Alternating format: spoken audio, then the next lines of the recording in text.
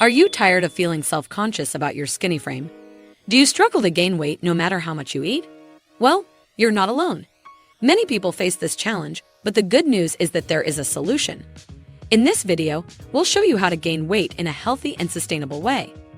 We'll share the secrets of building muscle mass and increasing your body weight through proper nutrition and exercise. Say goodbye to feeling weak and skinny, and hello to a stronger, more confident you. Stick around and let us help you achieve your weight gain goals. Gaining weight is undeniably a significant concern in many health and fitness contexts.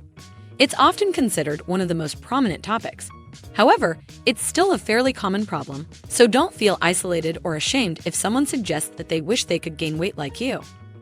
In fact, many individuals have struggled at some point to put on any type of weight, whether it's muscle or fat.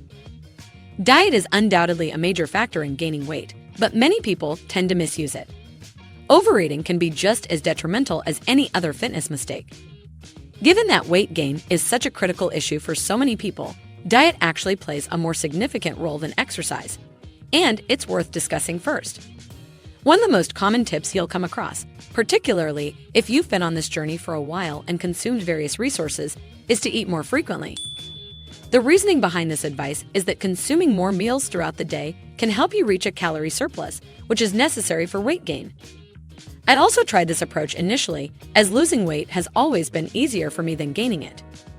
Our natural tendency is often to gravitate towards eating 2 meals a day, or sometimes just 1 meal a day. Incorporating an extra third meal and a snack may mean that you're eating even when you're not feeling particularly hungry, which can result in more weight gain than you're used to. If you're planning to try this approach, I strongly recommend that you establish a consistent mealtime routine. Aim to eat at approximately the same times every day.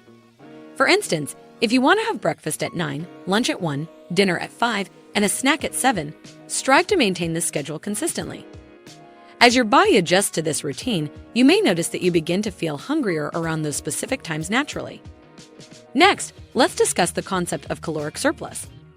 A caloric surplus occurs when we consume more calories than we burn through our daily activities and exercise. If you're looking to gain weight in the conventional sense, a caloric surplus is a necessary condition. Unless you're considering installing robot arms and becoming a cyborg to gain weight, you'll need to create a caloric surplus. It's essential to understand that a caloric surplus is necessary for weight gain, although it may confuse some people at times. Occasionally, you might hear a dietitian or a medical professional mention a client who is eating at a caloric surplus, but not gaining weight, or eating at a caloric deficit, but not losing weight. However, this is usually more implied than explicitly stated, and, in my opinion, it's a misunderstanding on someone's part. Eating at a caloric surplus, by definition, implies weight gain, while eating at a caloric deficit, by definition, means weight loss. These are simply the terms' meanings. Think of a caloric surplus like depositing more money into your bank account than you're spending. Just as your bank account balance would increase with a surplus of deposits, your body weight will increase with a caloric surplus. If you're not seeing the weight gain you desire despite consuming more calories, it's possible that there are other factors at play, such as medical conditions or issues with tracking your intake accurately. I want to clarify that my intention is not to judge or start any arguments, but rather to clear up any misunderstandings. If the approach of eating 3 meals and a snack is not helping you gain weight, it's important to track your calorie intake and determine how many calories you need. Personally, I found the MyFitnessPal app useful for this purpose, although I understand there may be some controversy surrounding it. One of the benefits of using the app is that it calculates the macronutrient and calorie content of packaged foods. However, I do acknowledge that some people may have a tendency to overeat while trying to meet their caloric goals, especially if they have been underweight for a long time. This can sometimes result in discomfort or even stomach pain. It's important to be mindful of this and make sure you are tracking your intake accurately. Moving on, let's discuss intermittent fasting, as there are many misconceptions surrounding it and opinions on it vary widely. Some people swear by it while others are not fond of it. Intermittent fasting is a practice where you consciously include a time window during your day where you don't eat and a time window where you do eat. The definition of intermittent fasting can be a bit vague, but an example of it is not eating anything between the hours of 9 p.m. and noon the next day, then eating between 12 p.m. and 9 p.m. This would be a 15 to 9 fast, with 15 hours of fasting and 9 hours of eating, including the time when you're asleep. For me, Probably the most important thing that I can mention is that while we call this intermittent fasting, some people naturally want to eat this way. We naturally eat at a 15 to 9 or 16 to 8 window. So what actually may happen is that you eat at a caloric surplus and enjoy your meals a lot more because you are hungry when you eat. It's worth noting that while we refer to it as intermittent fasting, some individuals have an innate preference for eating within a 15 to 9 or 16 to 8 time window. This means that by adopting this eating pattern, you may actually end up consuming more calories and finding greater pleasure in your meals because you are genuinely hungry when you eat. I want to address the misconception that intermittent fasting is a form of starvation.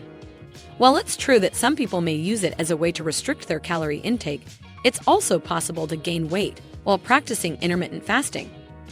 Speaking from personal experience, I can say that I eat a lot of food and enjoy my meals more when I'm hungry, even though I follow an intermittent fasting schedule. So I'm not starving myself, and it's actually a more enjoyable way of eating for me. Whether or not you opt for intermittent fasting, incorporating nutrient-dense foods into your diet can greatly aid in weight gain. These foods provide a wealth of calories and nutrients in a short amount of time. You can find a comprehensive list of nutrient-dense foods by searching online. For instance, if you enjoy beef, it's a great option. However, it's important to be cautious as some high-calorie foods can contribute to unhealthy weight gain. Avoid the temptation to indulge in junk food just to gain weight. Consuming too many donuts or pizzas can be detrimental to your health. It's much more worthwhile to put on weight through healthy eating habits. This is a great point to consider. Junk food and fast food are often high in unhealthy fats, sugars, and other additives that can lead to various health problems such as obesity, heart disease, and diabetes. Additionally, consuming these types of foods can make it harder to gain muscle as excess body fat can interfere with the body's ability to build and maintain muscle mass. Therefore, it is important to focus on nutrient-dense foods that not only provide the necessary calories for weight gain, but also provide the body with essential vitamins, minerals, and nutrients to support overall health and well-being. It's a lot easier to just eat healthy from the beginning now. As for exercise, of course, it plays an important role in how we want to put on weight. If we only eat a lot of food and we never exercise, of course, most of the weight we put on will be fat regardless of what foods we're eating in particular. Exactly, exercise is essential for gaining muscle mass and strength, which is typically the goal for individuals looking to gain weight. Resistance training, such as weightlifting, is particularly effective in building muscle mass. It's also important to ensure that you're consuming enough protein to support muscle growth and recovery. Aim for at least 1 gram of protein per pound of body weight per day. Additionally, getting enough rest and sleep is important for muscle recovery and growth.